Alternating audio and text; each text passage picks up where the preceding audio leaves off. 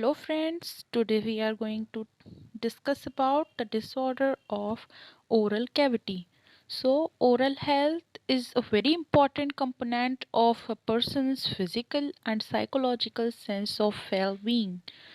Periodontal disease, which encompasses both gingivitis, inflammation of the gums, and periodontitis, which involves the soft tissue and bone supporting the teeth, is the most common cause of tooth loss among adults.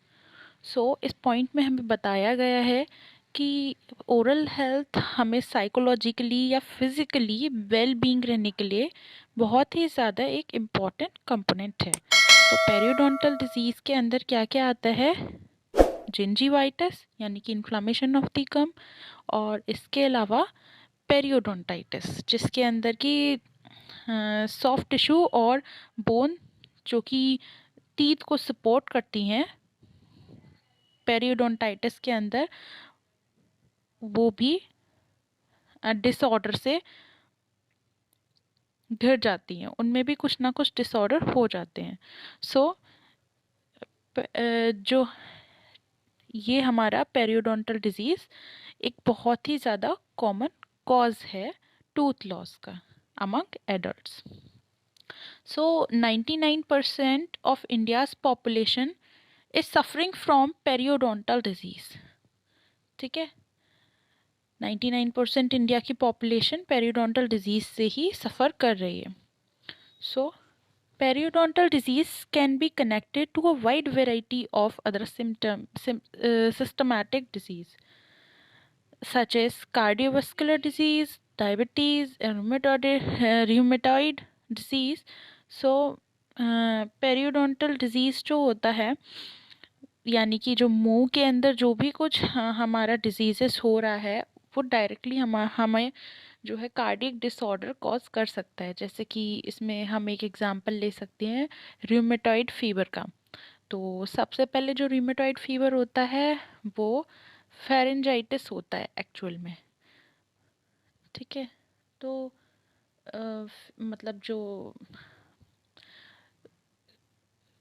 Oropharynx जो होता है हमारा pharynx का area oropharynx, तो उस जगह पे यानी कि ओरल कैविटी के नियर वहाँ पर क्या हो जाता है, इन्फ्लामेशन हो जाता है। फिर जब वो लॉन्ग टर्म तक रहता है, जब उसके ऊपर ध्यान नहीं दिया जाता, जब उसका इन्फेक्शन बढ़ता जाता है तो धीरे धीरे वो रिमेटॉइड डिजीज़ में कन्वर्ट हो जाता है। तो इसीलिए पेरियोडोंटल डिजीज़ जो होते हैं वो हमारे डायरेक्टली कार्डियोवास्कुलर डिजीज़ से कनेक्टेड होते हैं। अब इसके बाद नेक्स्ट है डिसऑर्डर ऑफ लिप्स। इसमें आज हम केवल डिसऑर्डर ऑफ लिप्स के बारे में ही बात करेंगे। उसके बाद हम गम्स, टीथ और जॉ वगैरह सभी के बारे में बात करेंगे, लेकिन इस वीडियो में केवल डिसऑर्डर ऑफ लिप्स के बारे में ही है। एसिटिनिक चेलाइटिस। तो एसिटिनिक चेलाइटिस क्या होता है?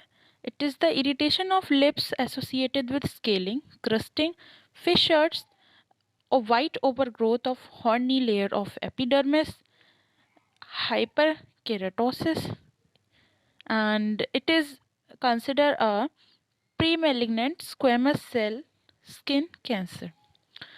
एसिटिनिक चेलाइटिस क्या होता है? लिप्स में इरिटेशन टाइप का हो जाता है। ठीक है, किसके साथ?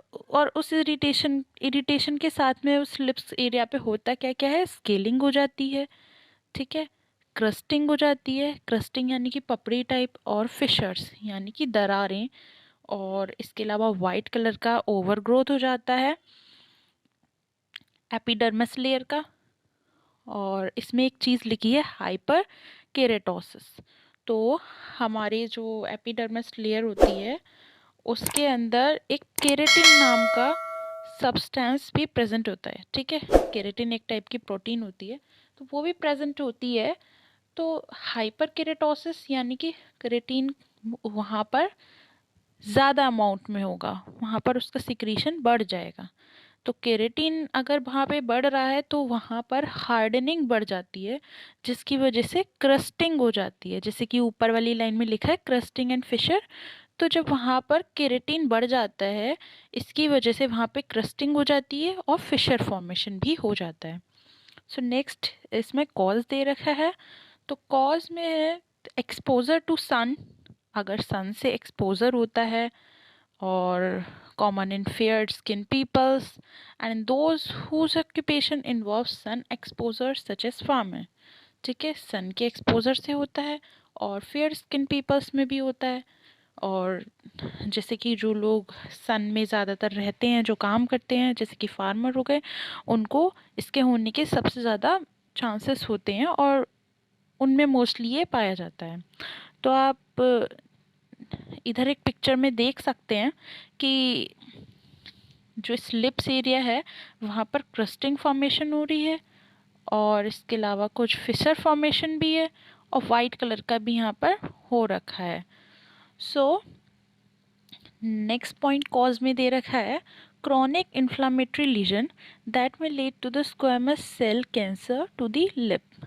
ठीक है, ये एक ऐसा लीजन होता है जो कि अगर इसका ट्रीटमेंट नहीं किया जाए तो आगे चलकर ये लिप्स पर कैंसर भी कॉज कर सकता है, लिप्स एरिया पर कैंसर भी कॉज कर सकता है। और यहाँ पर जो सेल्स प्रेजेंट होते हैं वो स्क्वेमस सेल्स होते हैं, तो cancer squamous cell cancer cause कर सकता है लिप्स पर। सो इसका प्रिवेंशन दे रखा है। प्रिवेंशन है instruct patient to have a periodic checkup by primary provider and educate patient on importance of protecting lips by using ointments such as sunblock। okay, next हमें condition दे रखी है कैनक्रे। सो कैनक्रे क्या होता है? It is the red and circumscribed lesion that ulcerates and become crusted. तो chancre में क्या होता है, जैसा कि आप पिक्चर में देख सकते हो कि लिप्स जो है वहाँ पे रेडिशनेस हो गई है, इसमें रेडिशनेस हो जाती है इस लेजन में। और इसके अलावा अल्सर फॉर्मेशन होता है और वहाँ पे अल्सर के ऊपर आप देख सकते हो कि एक क्रस्ट टाइप का भी फॉर्मेशन हो रहा है। सो इसका कॉज क्या होता है? इसका कॉज होता है सिफिलिस। ठीक है, सिफिलिस क्या है हमारा? एसटीडी है, सेक्सुअली ट्रांसमिटेड डिजीज। सो इसका प्रिवेंशन क्या है? Use comfort measure such as cold soaks to lips and mouth care.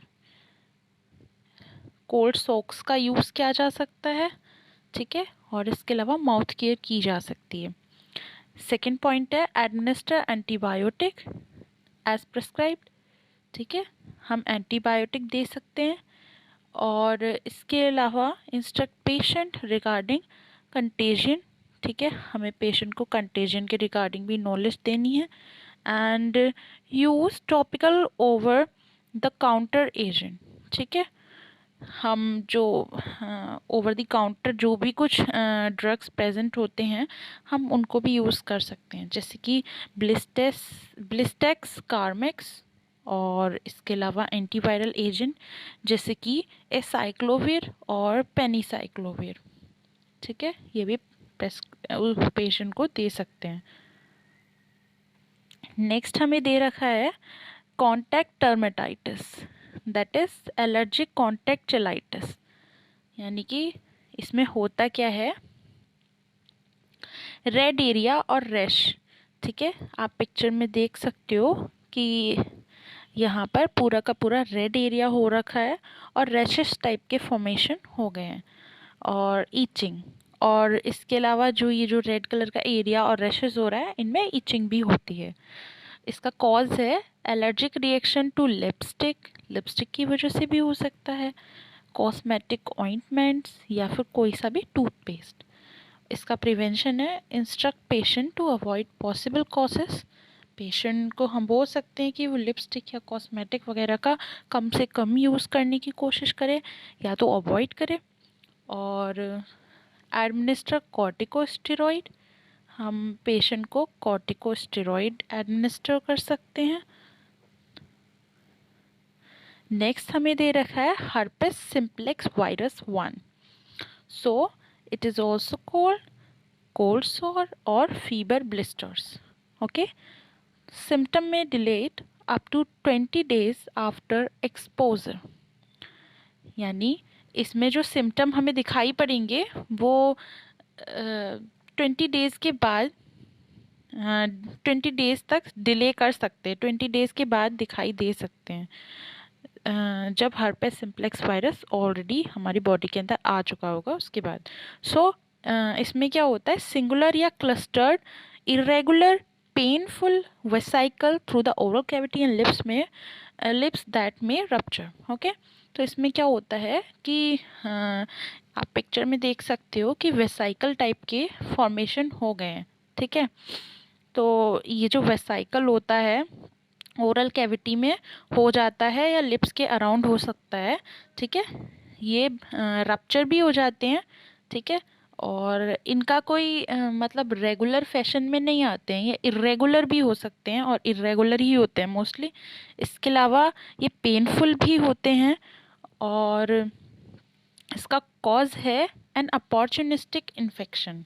ठीक है, अपॉर्चुनिस्टिक इन्फेक्शन यानी कि जैसे कहीं पर सर्जरी हो रही है, किसी पेशेंट को हो रखा है और या फिर किसी पेशेंट के कांटेक्ट में कोई डायरेक्ट आ जाए या किसी ऐसे पर्सन के कांटेक्ट में अगर डायरेक्ट आ जाए इंसान, तो कोई भी आ सकता है, वो हेल्थ केयर टीम का भी कोई मेंबर हो सकता है या फिर कोई नॉर्मल पर्सन भी हो सकता है। अगर वो प्रॉपर पर्सनल इक्विपमेंट का यूज़ नहीं करता है, ठीक है, अपने आप को प्रोटेक्शन प्रोवाइड नहीं करता है, तो उसको होने के चांसेस ज़्यादा होते हैं। इसमें आगे लिख रखा है कि frequently seen in the patient who are immunosuppressed and may recur with menstruation. ठीक है, ये उन पेशेंट पे ज़्यादा होता है जिनकी इम्यूनिटी लो होती है, जो इम्यूनो सप्रेस्ड होते हैं। और इसके अलावा ये उन पेशेंट पे भी हो सकता है जो कि मेंस्ट्रुएशन जिनको हो रहा हो या फिर फीवर और सन एक्सपोजर। ठीक है, किसी को अगर फीवर या सन एक्सपोजर हो जाए या फिर सन से एक्सपोज होने के बाद भी समटाइम फीवर आता है, तो उस केस में भी हर्पेस सिम्प्लेक्स वायरस बॉडी में आ सकता है और ये सब कुछ कॉज हो सकता है। प्रिवेंशन क्या है? प्रिवेंशन है use acyclovir ointment. Acyclovir ointment क्या है? Antiviral agent. ठीक है, सिस्टमैटिक मेडिकेशन, जो भी मेडिकेशन डॉक्टर ने प्रिस्क्राइब की हो या जो भी कोई फिजिशियन है उन्होंने जो प्रिस्क्राइब की हो, हम पेशेंट को दे सकते हैं। And administer analgesic agent as prescribed. Analgesics क्या होते हैं? जो कि पेन को ख़त्म कराने में, पेन को रिलीज़ कराने में हेल्प करते हैं। ठीक है, और instruct patient to avoid irritating foods. ठीक है, ऐसे फूड्स जो कि इरिटेंट्स होते हैं उनको अवॉइड करने के लिए भी पेशेंट को बोला जाता है। Thank you.